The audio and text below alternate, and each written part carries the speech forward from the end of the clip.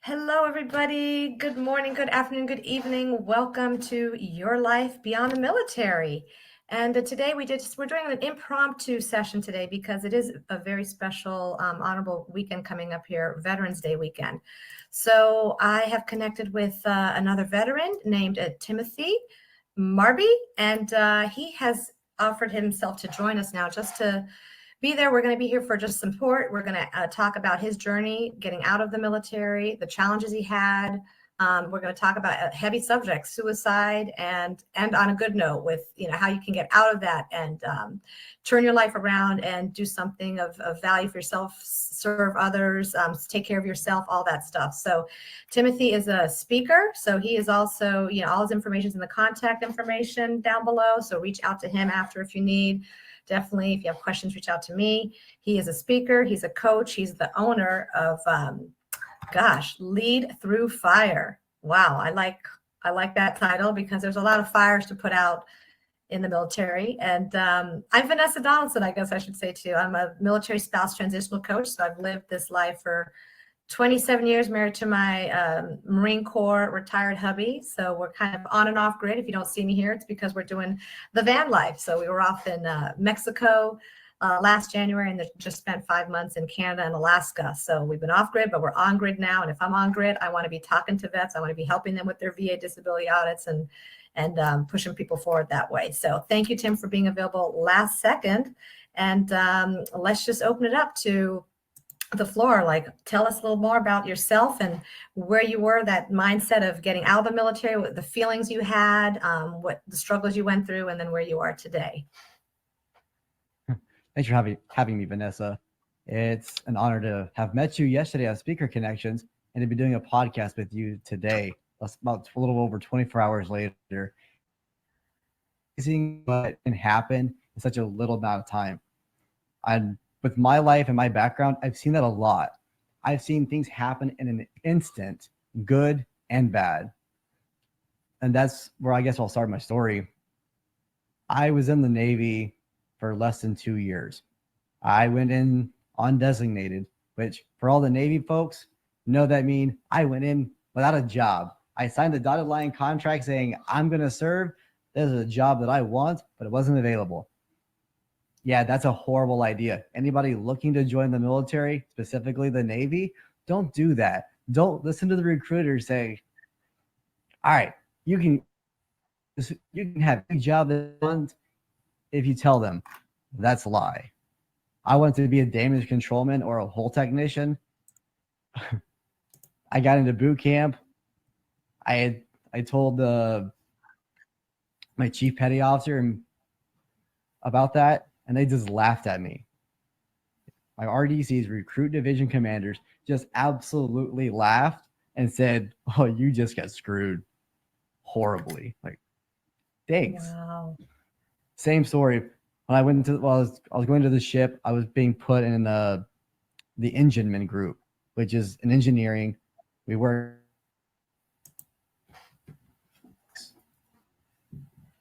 pumps, reverse osmosis units, a lot of dirty jobs that I wasn't a big fan of or wanted to do. When I was getting into that group, I said, all right, I want to be the hull technician. The guy just laughed on the message. He's like, ha, yeah, that's not going to happen. Like, you're stuck with us for the long haul until you promote out. Like, what do you mean by that? He's like, you're undesignated, which means you get put to where you're needed and we own you. Like, no. I'm like, so how does it work in the case of I want to become a hull technician or damage controlman? They're like, well, you have to do your watch, and then on your time off at night, you have to go and learn another job. And that's what I did. Wow. I made and worked in another department to learn how they were, built a relationship with them, and eventually struck. That's the Navy's word or term for taking the promotion and advancement and passing it for a new rating. Made it, and I got selected to be promoted to hull technician 3rd class, HT3. which is an E4. And I was in at exactly about a year when that happened, which very few people in the Navy ever get promoted to E4 within a year. You're a go-getter for sure from the short time I've known you. Yes. So, And other like promotions, not promotions, but accommodations. There was a Liberty incident where that occurred on the ship where there was almost an international incident. And through the grace of God, it didn't happen. I got accommodation for that, saying you were in charge of 5 other people more senior than you. E6s and E5s is what I was around in charge of as a 19-year-old kid with no real life experience. so no family yet at this And point, Timothy? Where did you have a wife and kids too you were juggling, or not yet? Okay. no, not yet. I was single straight out of high school. Wow. But there's a darker side to this. While I was in, I was put in situations that were horrendous. It's tougher for me to talk about this because I've only told a handful of people, and up till recently, it was a little because I was a victim. I didn't know how to speak out, and it would bother me. It created such PTSD. I'm not going to go into all the major details, but what I will go into is say, for months in that department of enginemen on a destroyer, I was told every day for months that I was going to either be raped or killed. And he tried on multiple occasions. That went on for months. I was separated from the rest of my shipmates, and this went on. I actually got to a point where on one of the attempts, I was able to fight him off. Somebody else came in and he stopped. The next time, I got a wrench, and I'm not kidding. It was about this big, probably about 10 pounds. And I kept it in my very top rack. He tried to get into my rack at one point, and I used that to beat him off. Like, well, that sounds bad, but I use it to defend myself. Like, I literally put a weapon in my rack to save so I wouldn't become a victim, to protect myself. Wow. And it didn't put me in a good headspace because we were deployed. I was flown out to the ship straight on deployment, middle of nowhere, 19-year-old kid who was sheltered. I was lost. I was hurting. I was paranoid because I was separated from my shipmate actions.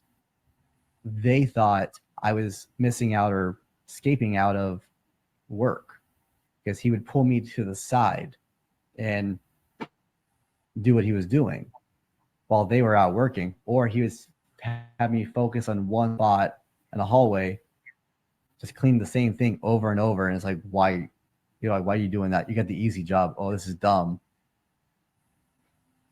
And eventually I started to break. It got to such a point to where we got back from deployment, and I was painting a bulkhead, and one of my shipmates in my department, he started to be, I'm just going to say that. And I said, he started to what? Like you I'm sorry, you had a little delay. You said he started to what? He started to be an asshole. Like, he started to harass me, bully me. And I just, I had it. I said, it's people like you who make me want to hurt myself. That's all I said. And it was out of that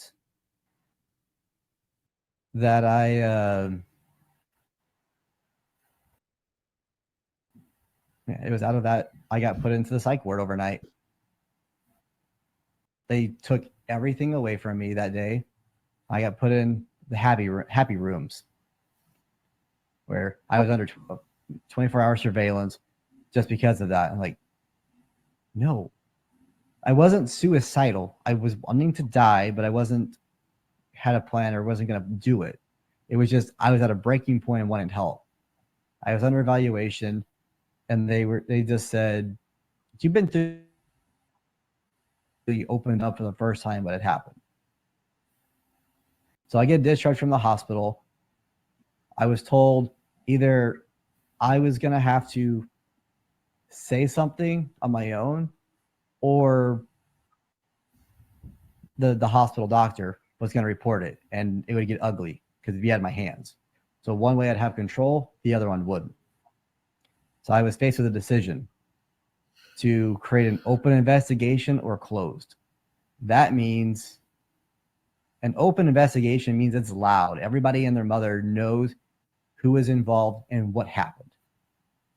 A closed, which in my opinion is bullshit. A closed investigation, for those of you who are not in the military and have no idea what this means, it means the victim gets put off the ship, and that's about it.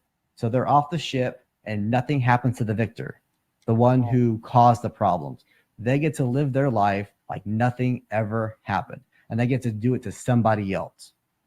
So I sat there several days before, a couple weeks before Thanksgiving in 2012 with a decision to make. Either I just sweep this under the rug, get moved off the ship, and let him terrorize everybody else, or I can do what Tim does. I can say enough's enough.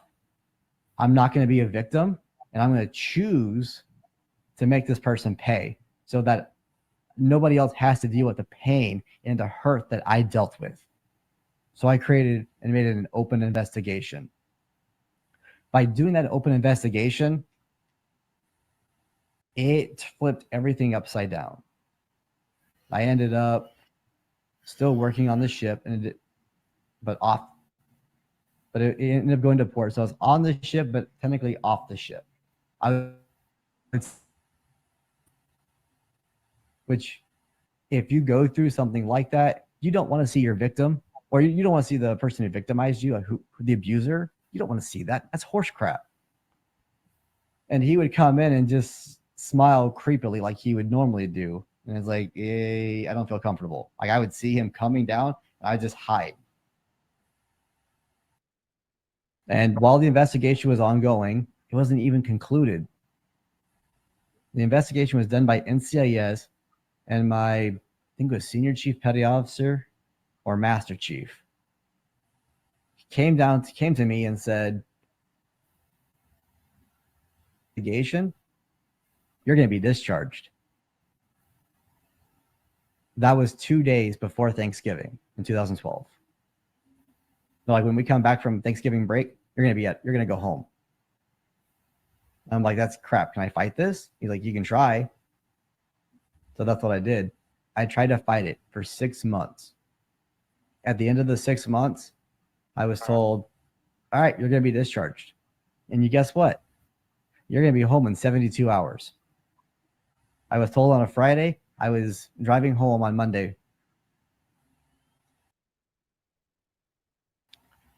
And that was As a that was 19-year-old still. Yeah, you were still 19 I was now. now 20 at that point. Now you're 20. Mm-hmm. I was now 20 because my birthday had just passed whenever they told me you're going to be getting discharged. So it was like, happy birthday and happy Thanksgiving. You're losing your fight and you're going to be getting discharged. Thanks. Yeah.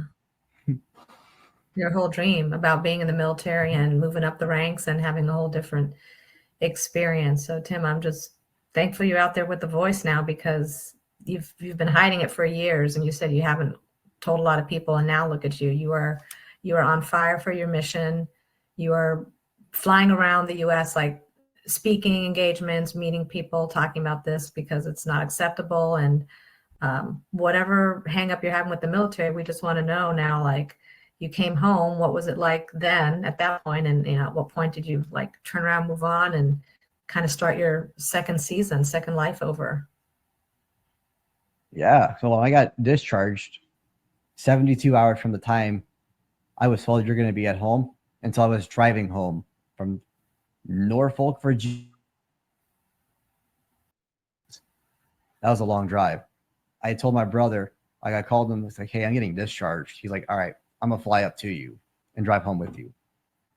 I'm thankful he did because I could not imagine that long drive by myself and not in a good headspace. Like I'm pretty sure I've been like, Jesus, take the wheel. Jesus, yes.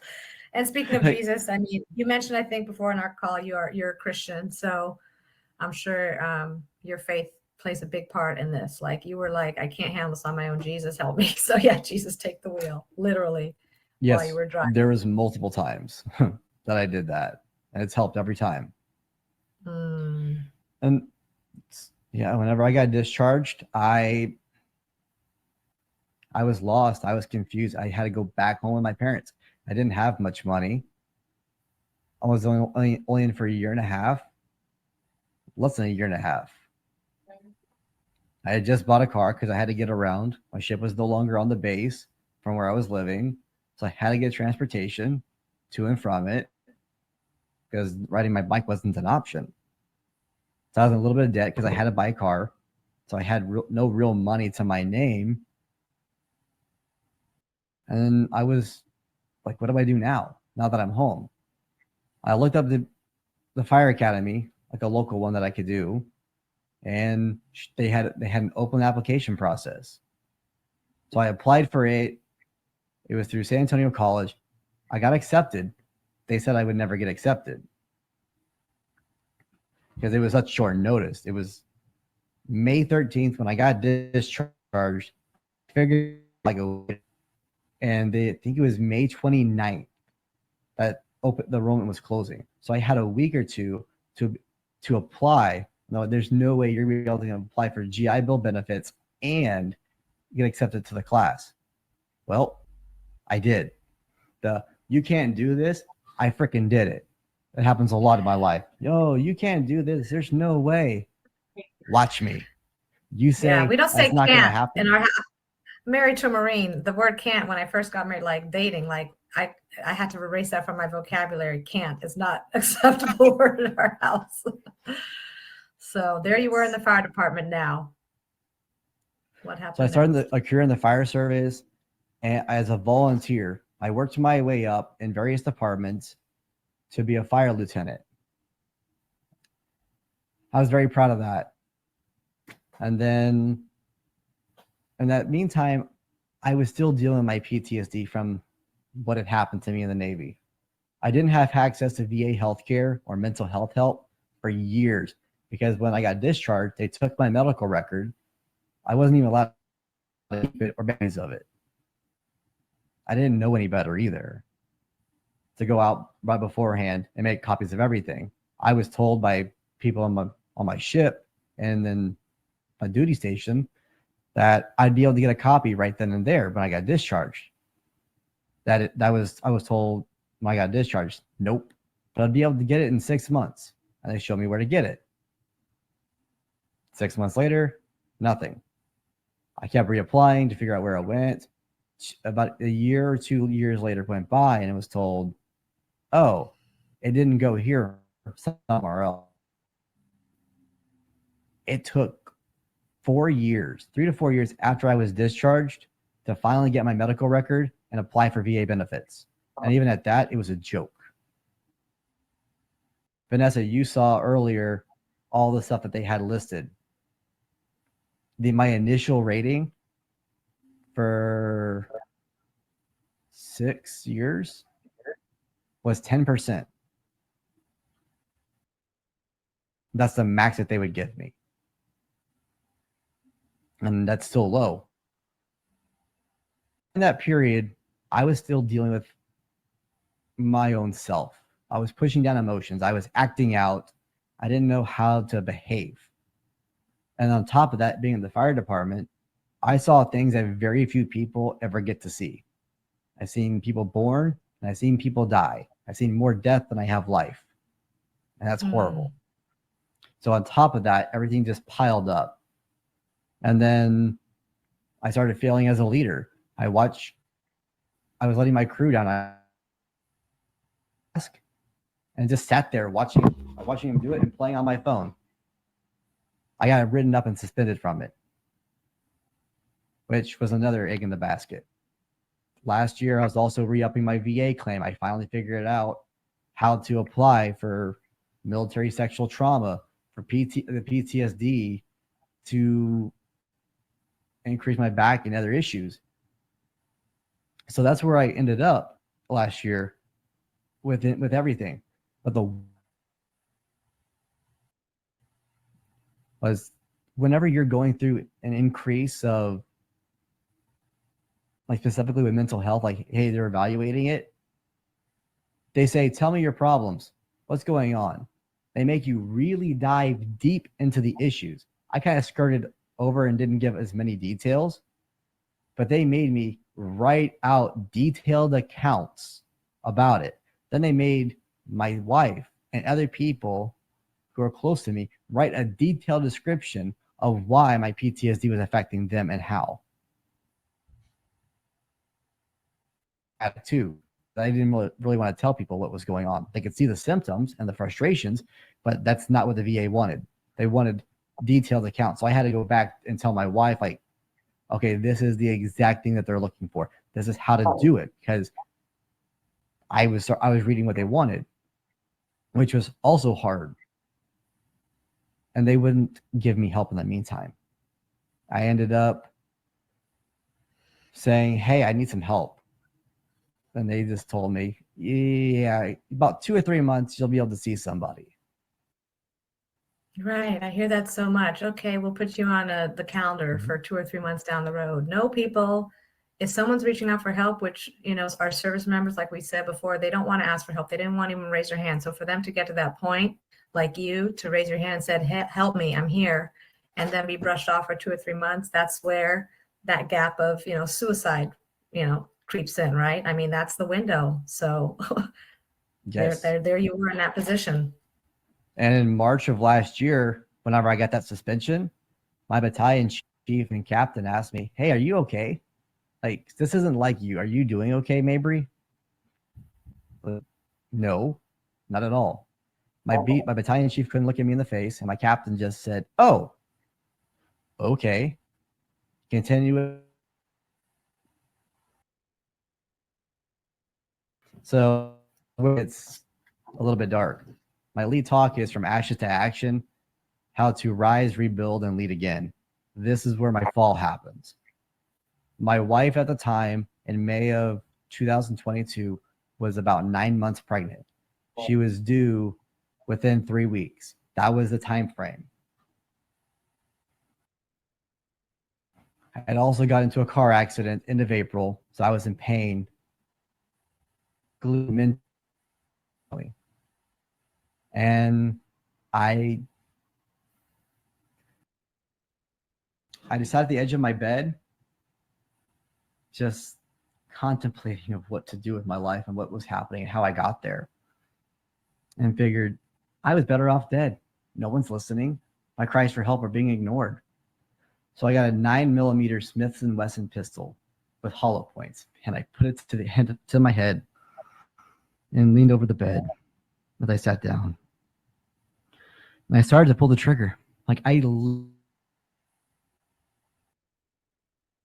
dropped the gun and said, not today, Satan. Not today. I am going to choose to live for my wife and my family. I don't know what it looks like. I don't know what to do and how to do it. Nobody's listening. But God, I need your help right this moment. I'm going to live. Because I had seen in an instant flashback as I started to pull the trigger, the suicides that I had seen in my life as a career firefighter. Ed telling his kids, 4 kids, one was about 2, Mommy's not coming home today. Mommy's no longer with us. And I just remember seeing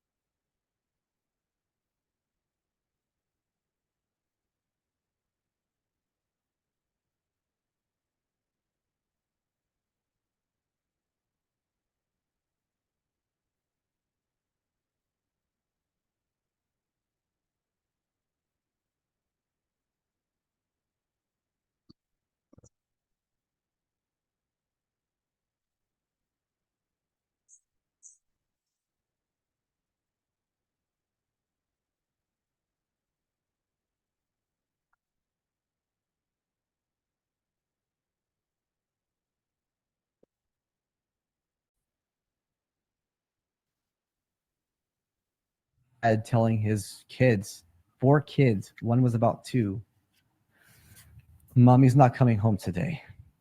Mommy's no longer with us.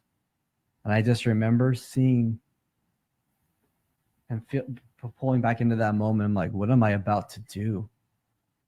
My unborn daughter will never get to know her daddy. I'm like, I'm never doing this again. No matter the pain, no matter how much it hurts, I'm going to do whatever it takes in my power to push through. And I'm going to say, not quick. It was painful. I ended up calling the VA shortly after that attempt and was like, hey, I need to talk with someone. Like, I need some help now. Once again, I got hey, in 2 or 3 months, we're going to, you can get some help. I'm like, you don't understand. I literally had a gun to my head and was pulling the trigger. Like, I need help now or this could happen again. And this time I might be successful. Oh, okay. Then it was immediate help. I got transferred to like a hotline and I was seen the next week. Not in person because they didn't have any in-person openings.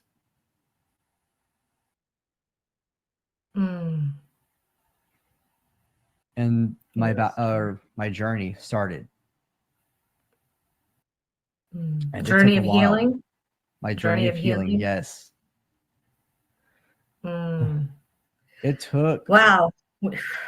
I mean, in 20-something minutes, like we went through your whole life from boot camp to the roller coaster of emotions. How you even express it all and get it out. I'm just so grateful that you're here for these few minutes. And what can we leave our audience with so that we don't get people in that predicament like you? Like, what are you doing to help? Where can we refer them when guys are like this? I'm like speechless with what you went through. And it's just, all pretty raw still. This is all just like a year or so ago. Yes, I had my breakthrough a year ago. Yeah. The guidance that I can say is, one, you're never alone. There are plenty of people out there like myself and even friends. Just reach out. See, depression tries to say you are alone. You are not good. You are not wanted. I'm here to tell you that is not the complete total lie. You are wanted. You are loved. There are people out there for you. Call, reach out. If you don't know, call the VA hotline and say, I'm not doing so good. Like, I need help now. You don't understand of what's about to happen if I don't talk with somebody. I'm at a breaking point. They have a suicide hotline for veterans. Call that. If there's crisis hotlines, I don't know the numbers off the top of my head. Or just reach out and call a friend saying, how you doing? Hey, I need some help. I really need someone to talk to. Depression is isolation, and that's the worst thing you can do. The second thing I recommend and say is to change what you're concentrating on. Start putting on a podcast that's about health, wellness, overcoming. For me, there was 2. Ryan Stewman's Rewire podcast. It can be found on all major platforms. It's only 5 minutes long and it teaches you how to rewire your brain. The other one is an Australian podcast called moonshot.io. And they take a lot of big speakers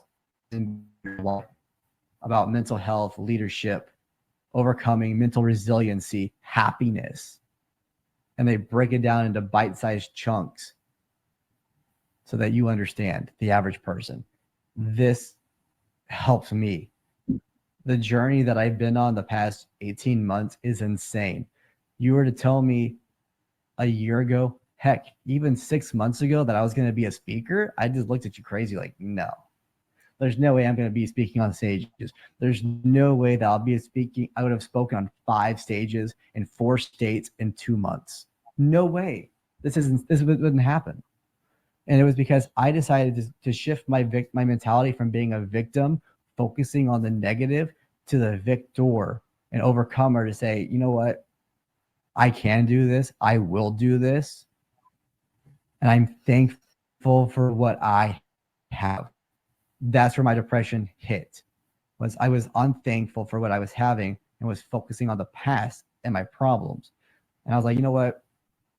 At first, I didn't believe it. I would say things like, I'm happy. I love my life. And I was, yeah, right. I thought it was a joke. Yeah, now you believe it. Before you're just saying it. Now you're truly believing it all. That's awesome. And I can see it. Your face is shining. You can smile through all the pain. You're amazing. And I love the words you're using, victor and overcomer. I use that a lot with coaching clients. That overcomer word is very powerful. And married to a veteran too. For us, it's getting out into nature. For him, his PTSD therapy, whatever, it's always been around ocean therapy, fishing, hunting, nature. And that's why we spend a lot of time in our Sprinter van. That's his way to release all of that stress and trauma from, 5 combat tours. And there's healing power in nature. So I'll end with the whole van life thing too. People want to know about that. I'm a van life consultant and I help people dream that way to the reality. I always say, charge your soul, not just your cell phone. There's so many ways you can get out into nature. And I say, what is it? Meditation, not medication, right? Let's go into nature therapy and meditation and breath work and many other tools that you can use versus medication, right? So you're living it. You are living it, Tim. And I so appreciate you going live with me in such a hot minute, as I say. My coaching team would say sometimes the hot minute. You did a hot minute call with me, so I appreciate that. Much more to come online with Tim, so stay in touch with Tim. Let me just ask how people can reach you before we shut off, because we're like a couple minutes over now. Yeah, definitely. I can be reached on all the major social media platforms: Facebook, LinkedIn, Instagram, Twitter. I've made it very easy for everybody. It's T Mabry Speaker, and that's the handle, at T Mabry Speaker. So T and then my last name, Mabry Speaker, and that's where you can find me. I'm getting better at posting about leadership, mental health, how to be an overcomer, break through those barriers and stuck points, because enough's enough. It's not about me. It's all about we. If I can do it, if I can be at the brink of despair, you can too. And just remember, take a step back from that ledge, my friend. Perfect ending for Veterans Day weekend. We want to honor those who served, and we thank all those families out there behind the scenes that are doing the hard stuff, doing the background work that nobody really sees. They just might see the soldier go off and that's it, but there's a whole family left behind. There's extended family, there's children. So we just want to thank that whole community. Stay strong, reach out if you need help. There's support out there. Like Tim said, don't do this alone. And even in the Christian world, like, we're not meant to live this life alone. So go out there and reach out. People could be right around the corner from your house, for wherever you are. So don't isolate, don't self-isolate. And I'll just end with VA disability. If you're, Tim touched on it too, but I help people take care of that with complimentary audits. So reach out to me if you would like an audit to see where your rating's at and if it could possibly be increased based on your service-connected disability. So on that note, we will end the live stream and stay behind the scenes here for a minute. So thank you again, Tim, for coming on and sharing your very powerful stories. Like, wow, a lot to take in. Everybody have a restful Veterans Day weekend. Be safe out there, and tell a veteran you thank them. Do something nice for a veteran. They might not be expecting it, and that's okay. Just look out in your neighborhood, see who's a vet, see that guy wearing that hat on the street, that 90-year-old, 80-year-old vet that's going to go to Applebee's to get his meal or something. Buy him, a soda or something, So, all right, people, we went over here. Thank you so much for joining us today. Bye. Bye.